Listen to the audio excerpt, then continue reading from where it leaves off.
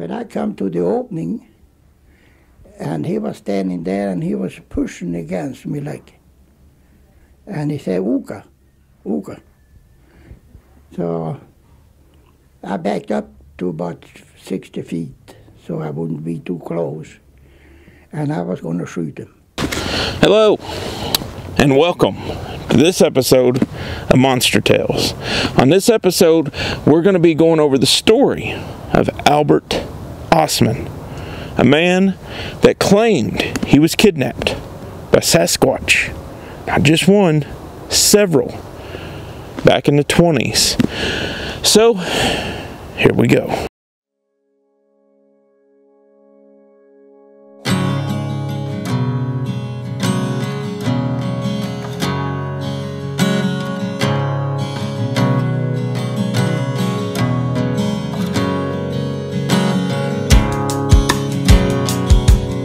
So I'm going to be reading from Mr. John Green's book, Sasquatch, The Apes Among Us. The story is in there among many other stories that you may have not even heard before.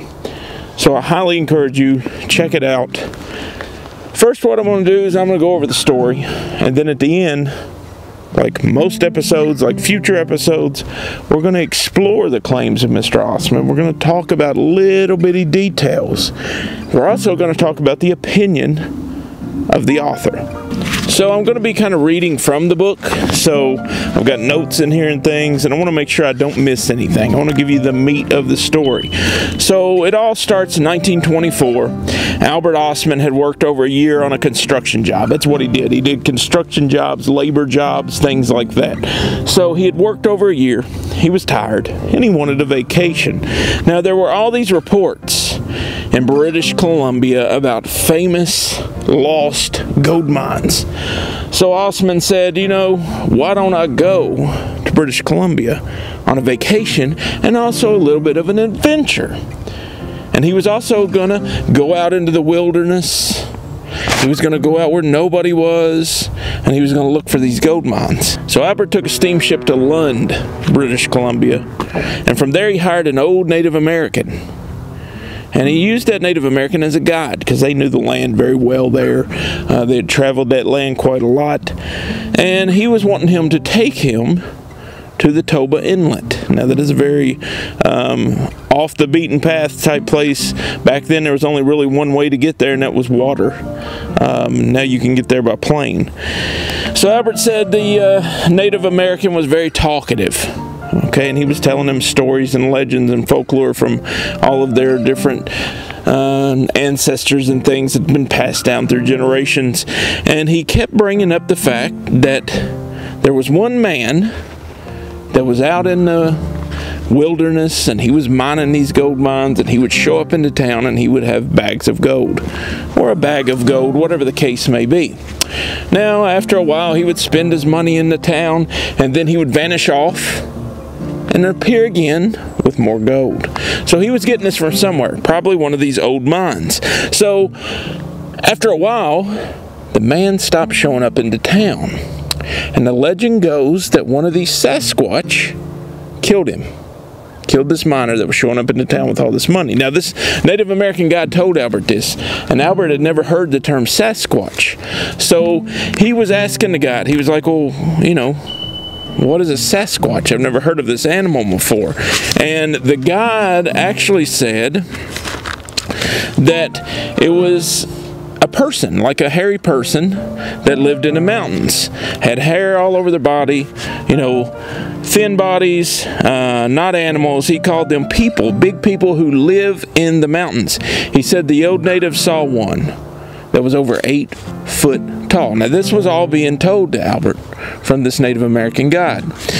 So Albert did not believe these old fables. You know, he's like, okay, this is just folklore, old fables, tales, you know, not much to it, just talk. You know, he never really believed that there were mountain giants currently in his era in 1924 in the mountains. Now, he said maybe in the past there could have been, but not now. So they continued on. So the native warned him, and he said, there may not be many that still exist, but they are there, so be careful. And Albert again kind of shook it off. Nothing to it. So they arrived at the inlet, And at around 4 p.m., Albert set up camp. You know, the native had dinner with him. They had a nice little campfire dinner. And then Albert told him, he said in 3 weeks he would be back and camp at the same spot they were currently at. And that's where the Native American guide could find him. Now, this was before the time of any type of communication, really. So, yes, I'll come back 3 weeks. I'll meet you at this campsite, and then we'll hike out. I'll guide you back out. And that was the plan. Now, Albert ate, you know, he took off. The next morning, he took his rifle with him. He went out exploring. He did this a few days, and he would do a few things here or there. But for the most part, you know, he was just exploring, looking for these mines, looking around, getting a breath of fresh air like you would in the wilderness. So he made a pack up the next day. You know, it had his rifle in it. It had food supplies and things like that, where he could go off exploring in the wilderness. Now, the following morning, he had an early breakfast and he started out on his journey. Over the next few days, he traveled deeper into the mountains, you know, climbing deeper, higher elevations, camping at various sites. He had shot a deer at some point to get food. So all of this is kind of accounted into this book. I'm kind of giving you the short version of it. But, you know, for several more days, he went out into the wilderness and he would camp, you know, different spots, find different places to eat and get water and look for these mines. So he says he found a nice spot close to a rock wall. Okay, nice shelter. In the book, when he's telling Mr. Green this story, he talks about how comfortable it was and how that there was a spring that ran out of this rock wall, and it was a really nice, comfortable campsite. So he liked it there, so he stayed there. Now, that's when things started to happen, okay? That's when things started to take a very unusual turn, I guess you could say. He didn't really see it as unusual at first. He talked about how he was a heavy sleeper and that he woke up one morning and noticed that things had been messed with in his camp.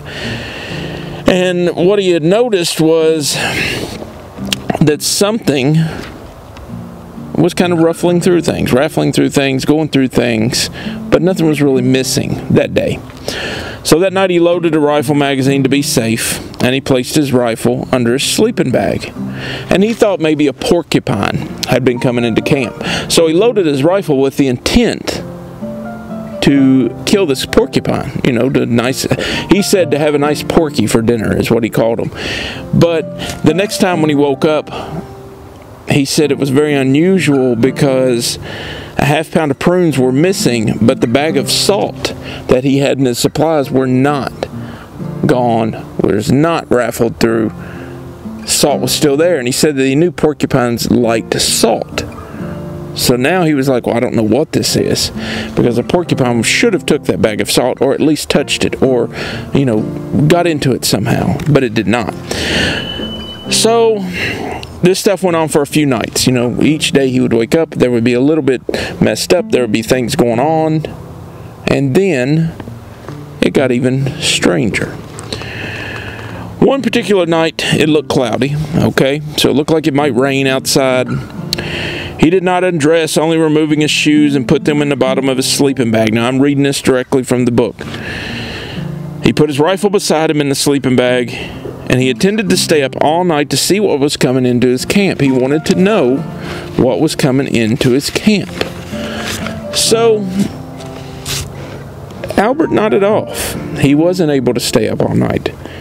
And this is where things got really interesting.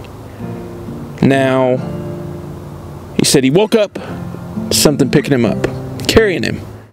The next thing I knew, I was picked up or moved, and first I thought I was in a snowslide or something like that, you know. And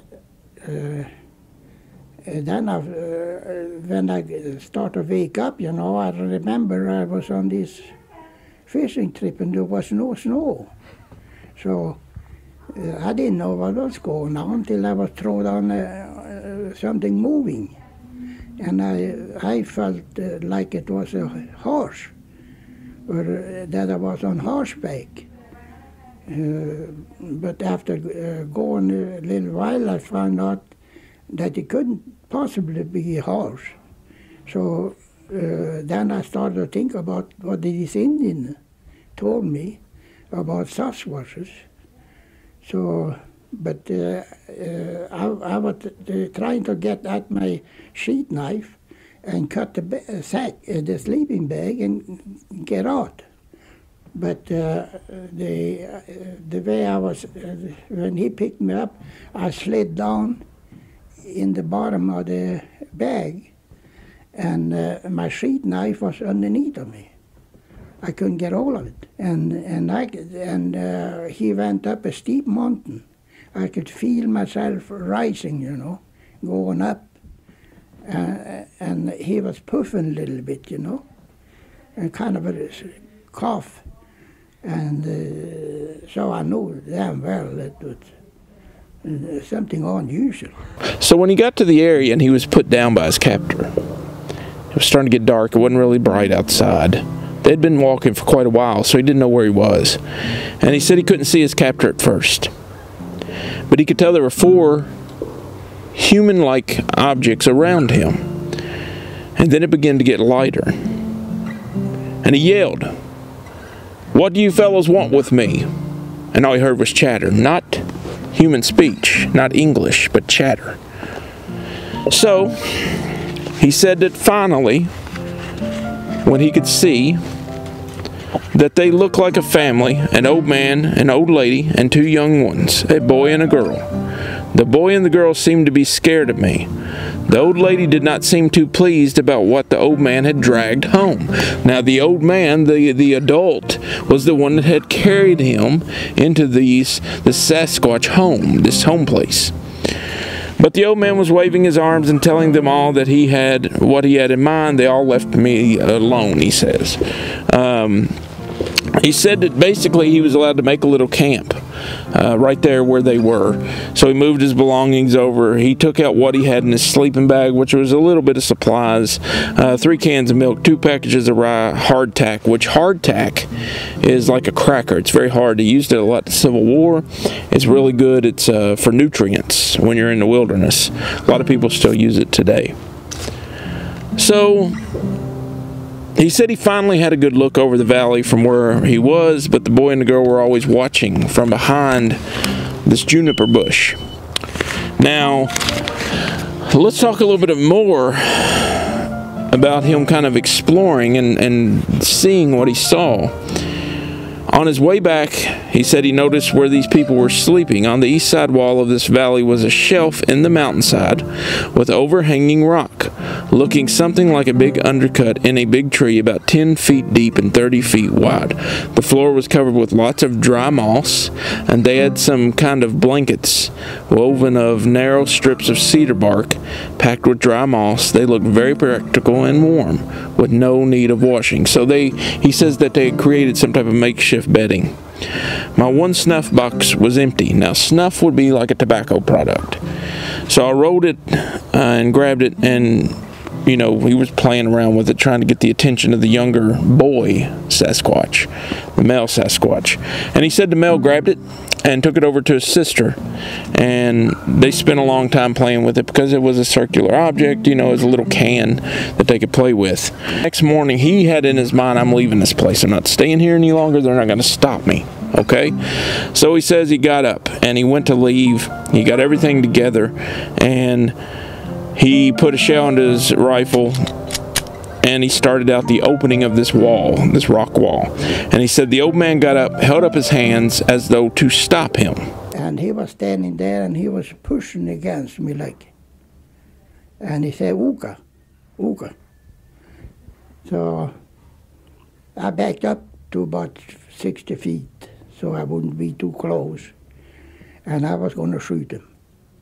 And he said, you know, a 30-30, which was the rifle that he was carrying, the caliber rifle, would probably have little to no effect on this guy. And that's, the 30-30 is a very powerful rifle for anybody that hunts or does any type of, you know, any type of gun work or gun research. A 30-30 is a pretty powerful weapon. But he said it would probably have little to no effect on this big fellow. there must be a better way than killing him in order to get out of here. So he was going to try to come up with another plan. So this went on. He really didn't know how far he was from the Toba Inlet, so he was trying to figure that out. He said he thought maybe 25 miles away from it, so he would have to get back there somehow. So that was another puzzle he had to try to figure out. And then he talks about the old lady, and he talks about how she was a meek old thing. The young fellow was by this time quite friendly. The girl would not hurt anybody. Her chet was flat like a boy's, no development like young ladies. I'm sure if I could get the old man out of the way, I could easily have brought this girl out with me to civilization. Now, there are several accounts that he kind of had took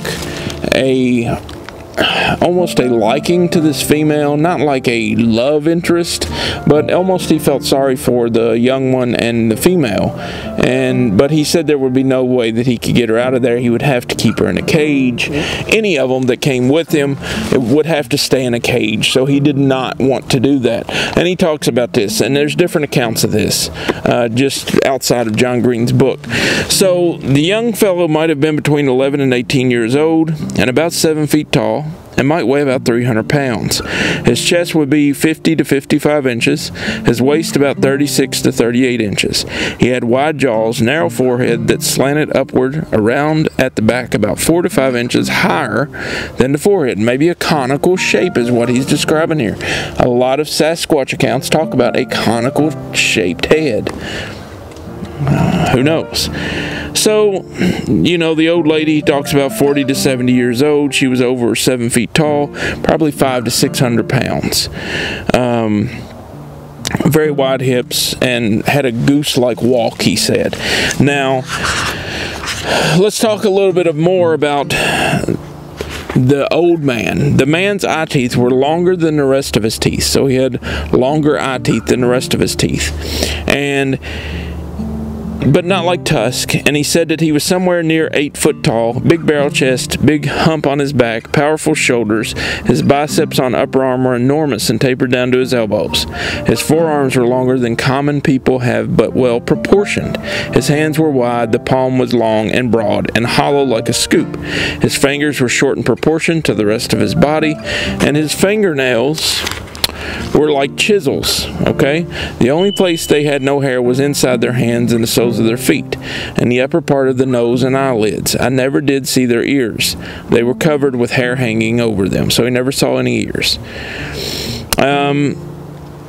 He was watching the young fellow's foot one day when he was sitting down, and the soles of his feet seemed to be padded like a dog's foot, and the big toe was longer than the rest and very strong. Now, let's talk a little bit about this, because this has been seen in Sasquatch and Bigfoot sightings, whatever you want to call them, since the time of Albert Ostman. Albert Ostman was the very first one to talk about the pads on the underside of their feet. And there are several places that actually call these things the Ostman pads. And that's where that term comes from. If you ever hear it, it's because Albert Ostman seen those on this young Sasquatch. And he said they were pads, kind of padded like a dog's foot. Maybe that's how they move through the woods so easily, they kind of have a padding. Interesting. Now, this goes on for a little bit. Ostman continues to talk about how he lived there and how they did things, and he was trying to devise a plan to get out of there. It was a fellow that saved himself from a mad bull by putting snuff in his eyes. And so I figured if I could get snuff in this fellow's eyes, that would blind him, you know. And this morning, I had made coffee, good strong coffee, and I took a chew of snuff, just opened the box, and I took a good chew of snuff, and I was smacking my lips, you know, like it was tasting good. So, the old man, you know, he come over, and he was sitting about 10 feet away from me. And so as soon as I took his snuff, you know, he reached over to take the box. But I didn't want him to take the box. So I kind of hung on to it, but he grabbed it anyhow and took the whole box. And he emptied it all in his mouth. Swallowed it in one gulp, then he licked the box inside with his tongue. Not a good idea. Anybody that chews tobacco or any type of thing like that, not a good idea. After a few minutes, his eyes began to roll over in his head. I could see he was sick. Then he grabbed my coffee can that was quite cold by this time. He emptied it in his mouth, grounds and all, and that did no good. He stuck his head between his legs and rolled forwards a few times away from me. Then he began to squeal like a stuck pig. I grabbed my rifle. I said to myself, this is it. So that was his chance to escape. And then the old woman began to squeal and it began to chaos. And he ran through the cave wall. And she was right behind me. So I fired one shot over her head. Then she turned around and she went the other way. And then I kept going. And I must have made some world record down that canyon. John Green talks about this in the book, and I'm not going to touch on it all, but I want to touch on it a little bit. And he says, Albert Ostman is dead now when he wrote this book. But I enjoyed his friendship for more than a dozen years, and he gave me no reason to consider him a liar. He had a zoologist, a physical anthropologist, a veterinarian, and a couple other folks, a magistrate and things, talked to him. They interviewed him, and he's told the story the same way every time. So it was hard to say if he was lying or not. But there were a few things that John Green just could not get past. And he talks about how the directions and some of that stuff is kind of sketchy. But the weird part about this was there's no proof that Albert Ostman told this story until like the mid-50s. This happened in the 20s. He never told this story till the mid-50s. Now, Albert Ostman died in the late 70s. So, of course, he died with his story and the truth. John Green was skeptical of it. But I don't think that he totally thought that Ostman was a liar. Me personally, I don't know. It's interesting. Could he have spun this tale? Yes. But for what benefit? I mean, did he make money from it? Not really. It's an interesting tale, and it's one that many people have never heard of. They've never heard of Albert Ostman. They might have seen a thing or two about it here or there. They may have never heard of the Ostman pads, but if you ever hear that term, that's where it came from, because he saw these and reported them to John Green. I don't know. Did Ostman tell the truth? Was it a story? What do you think? Drop a comment below. Tell me what you think about this story. And this is just one of many that we're going to get into. I have many, many, many old stories of Sasquatch and Bigfoot and things like that. But I want to thank you for joining me for this episode of Monster Tales. And until next time, remember, the monsters are not just in your head or under your bed. They're everywhere. Why did you keep this story to yourself for 30 years? Because you didn't want to be thought to be a nut? Well, I tried to tell sometimes, in camps, but they just laugh at you. And they wonder what you've been drinking and all that, So I just tell you.